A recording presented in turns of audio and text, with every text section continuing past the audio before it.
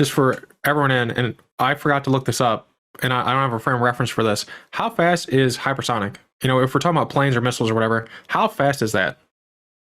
It varies, which isn't a great answer. Typically, it's so hypersonic is typically measured in Machs. That's Dr. Mach to all of us, who came up with the idea of basically, so Mach number of 1 is the speed of sound. So if you go over Mach 1, you're now supersonic. Before that, you were subsonic, right? So everything that's slower than the speed of sound is subsonic. When you go over the speed of sound, you become supersonic. And this is relevant because think of the speed of sound as the speed at which air in front of you can get out of your own way, right? So if you were have you ever been in like a waist deep pool of water and you start walking forward, right? Yeah. And you see there's like a wave that forms in front of you. If you look really closely, and you see this on boats as well sometimes, the water will go down first, and then there's actually the wave in front of you or the boat or whatever it is that moves forward, right? And the wave is essentially pushing water out of the way from in front of you that makes it easier. If you try and run or move in the water faster than that wave, it sprays water everywhere, like all, left and right, so it's why when you run in water, it's just a nightmare, and water goes absolutely everywhere, right? Because now you're traveling quicker than that way. You're traveling quicker than the water wants to get out of your way. When you go faster than the speed of sound, you're now traveling faster than the speed of sound, which means you have to shovel. You are just shoving the air. There's no time for it to nicely part out of your way. You just shove it around you there and then. So now you get shock waves, and that's what that is. That's you shoving the air just forcibly out of your way. Think of it as the difference between, trying to get through a crowd by excuse me, pardon me, and you kind of meander through versus just sprinting at it and letting the sheer momentum of you just shove people out of the way. Like, what are they called? The things on the front of trains, the cattle plow, whatever it is, you know what I mean? It's that, right? Yeah. So that's Mach 1. So now you're supersonic.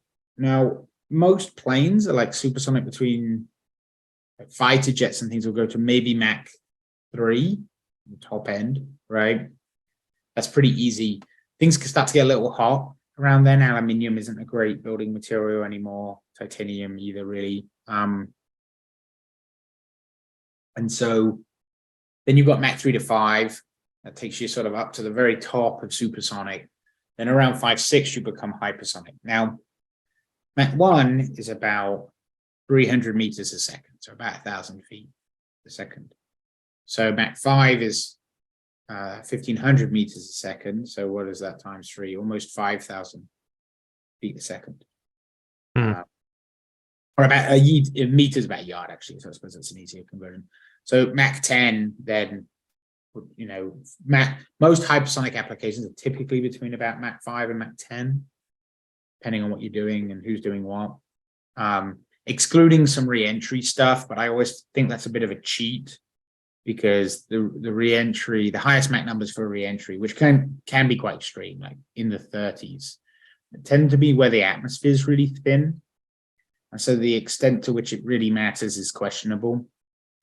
But nonetheless, it is Mach 30. But yeah, so in the atmosphere, when you're trying to fly some hypersonic vehicle, Mach 5 to Mach 10, which is about 1,500 meters a second through to about 3,000 meters a second. And you'll have to excuse me for not knowing what that is in imperial units or miles. Well, actually, it sounds about meters the same as a yard.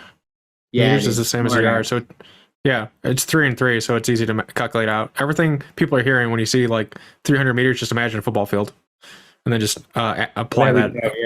Yeah. So what is that? Yeah. So 3,000 yards a second is. It's 10 football fields every second. Is that right? The football field is 300 yards. That feels right. Or it's fast. Or about 4 Mach 5 is 4,000 miles an hour, and Mach 10 is about 8,000 miles an hour. I had to guess, roughly. It's difficult. The reason you do it in Mach numbers is because as you go up and down in the atmosphere, the speed of sound changes because the temperature changes. On the ground, it's actually a little bit higher. these vehicles tend to fly much higher to avoid melting, that pesky thing. And so the speed descent's a little lower up there. So it's kind of variable.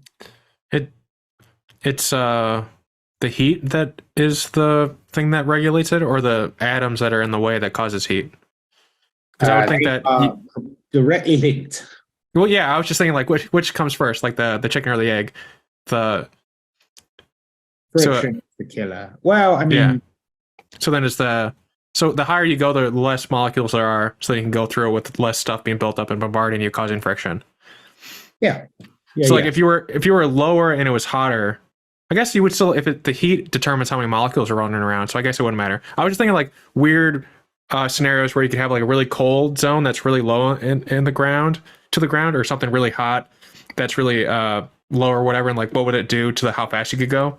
So that's why I was asking that question, is like which comes first? Is it the temperature that regulates how fast you can go, or is it the number of molecules which then causes the temperature difference? Maybe this is like a dumb thing to ask, but that's what I was wondering in my head. Which one of those comes? Yeah, which one? They're linked. So yeah, you know the depth. So one is the number of molecules, the density, right? And the temperatures. Yeah. So they're linked. So if I have two flows at the same temperature, but one of them has a lower density, that won't be as hot. And if I had two flows of the same density and one of them is a lower temperature, that'll be less melty. And the best one is a low density, low temperature, which is what you get at altitude, right? As you